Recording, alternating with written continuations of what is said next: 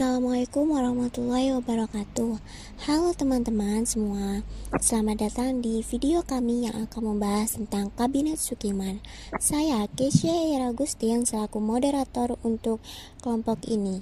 Di sini saya bersama kelompok yang terdiri dari Muhammad Nafis Ramadan selaku penyaji pertama, Nur Aziza selaku penyaji kedua, Widya Zahratul Wardah selaku penyaji ketiga, dan terakhir Indah Febriantika selaku penyaji keempat.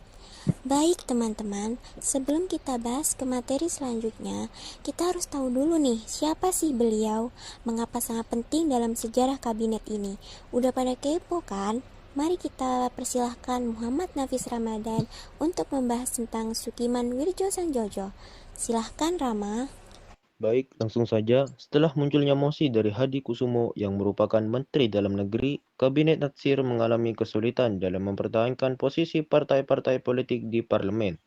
Mosi tersebut membuat situasi politik semakin tidak stabil dan akhirnya Natsir memutuskan untuk menyerahkan mandatnya sebagai Perdana Menteri kepada Presiden Soekarno.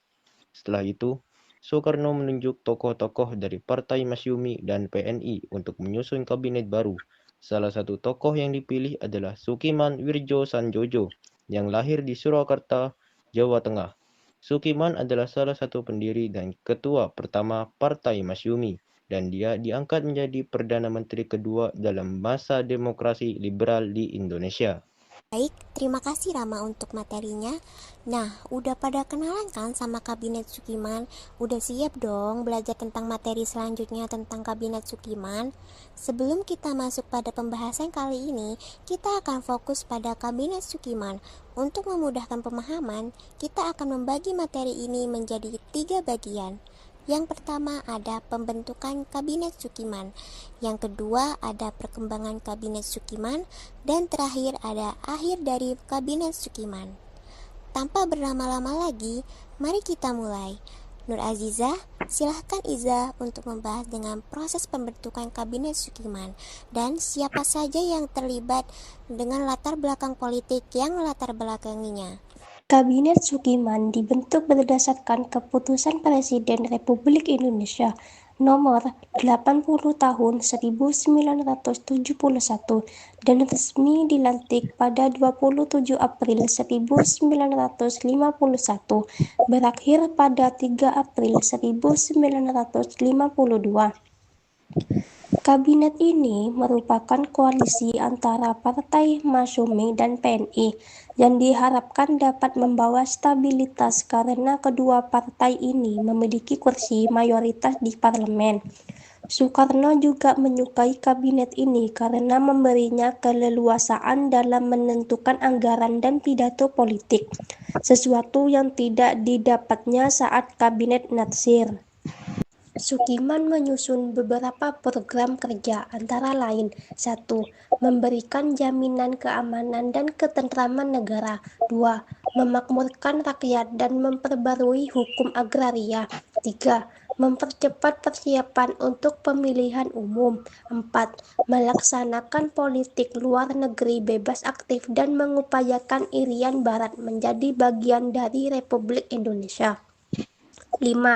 Mempersiapkan undang-undang yang mengatur serikat buruh, perjanjian kerjasama, penetapan UMR, dan penyelesaian pertikaian buruh.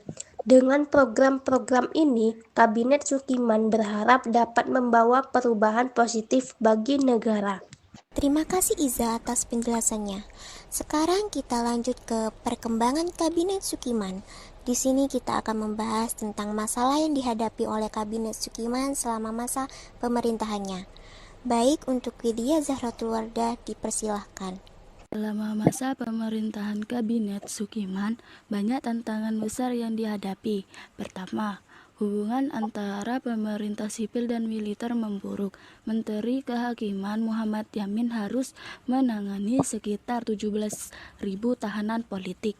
Ketika Yamin berusaha mengubah status 950 tahanan tanpa koordinasi dengan Sukiman, militer marah yang menyebabkan Yamin mengundurkan diri.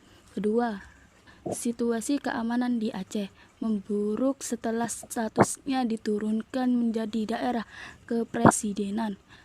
Kebijakan pemerintah yang menurunkan jabatan gubernur militer Aceh memperburuk ketegangan dan memicu pembentukan gerakan DI atau TII.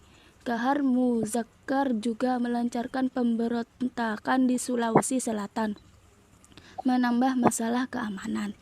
Ketiga,